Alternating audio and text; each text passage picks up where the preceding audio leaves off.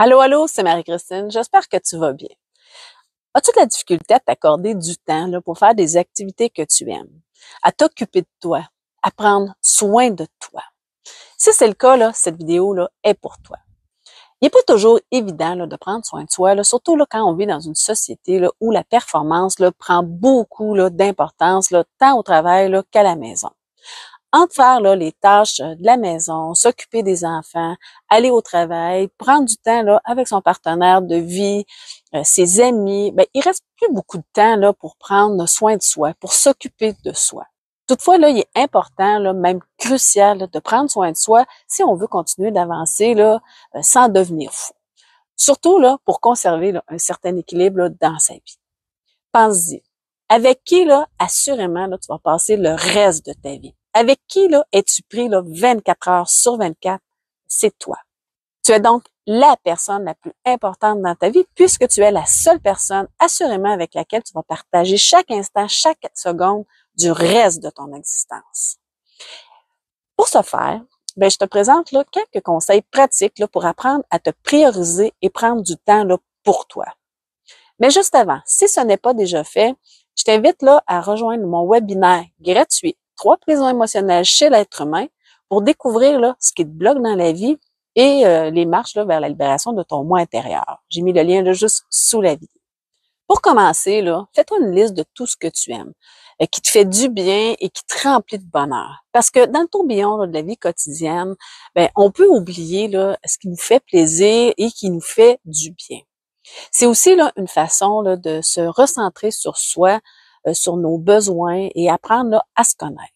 Il y a mille et une possibilités. Ça peut être des petites choses toutes simples comme boire une tisane dans un endroit confortable de la maison ou sur une terrasse, prendre de grandes respirations et profiter du moment présent, rédiger un journal personnel, lire un bon livre, profiter du soleil, bricoler dans son atelier, prendre un bain moussant, aller prendre un café, une tisane avec une personne qu'on apprécie, aller marcher, faire un tour de vélo, du kayak, du paddleboard, du rollerblade, peu importe.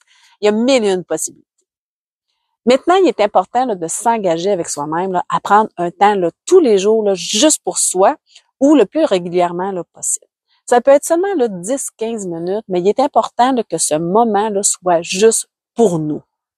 Bloque une plage horaire dans ton agenda, sinon profite des occasions qui passent comme une petite accalmie ou un moment d'attente. Ça peut être pendant une pause au travail, quand les enfants sont couchés, un moment avant le réveil de la marmaille, etc. Plus tu vas prendre du temps pour toi, plus tu vas y prendre goût et tu pourras plus t'en passer tellement ça va te faire un bien fou.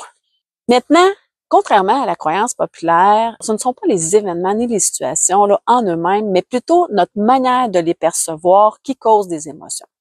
D'ailleurs, je t'invite à visionner ma vidéo, les émotions et leurs principales causes, pour découvrir ce qui génère toutes ces émotions-là en nous. J'ai mis le lien juste sous la vidéo.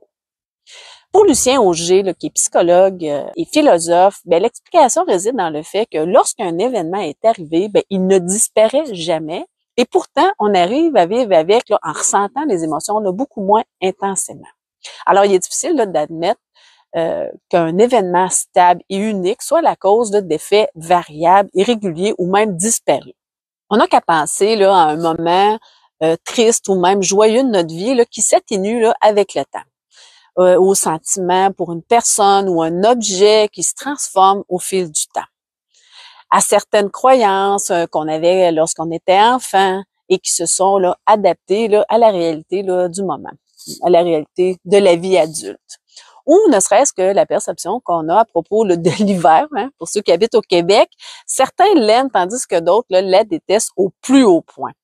Aussi, comment expliquer que devant un même événement, on réagit différemment d'une fois à l'autre. Lorsqu'on prend conscience que nos idées peuvent être complètement irréalistes et absurdes, on peut toujours les confronter avec la réalité pour en vérifier la véracité. Par exemple, si tu crois que tu dois à tout prix t'occuper de tout le monde et en tout temps, il pourrait être judicieux et profitable de t'arrêter pour réaliser que c'est complètement là absurde et que tu as le droit de prendre des pauses pour t'occuper là, de toi de temps à autre. Parce que si tu le fais pas, alors qui le fera? D'autant plus là, qu'il est difficile là, de prendre soin là, des autres quand on prend pas soin de soi.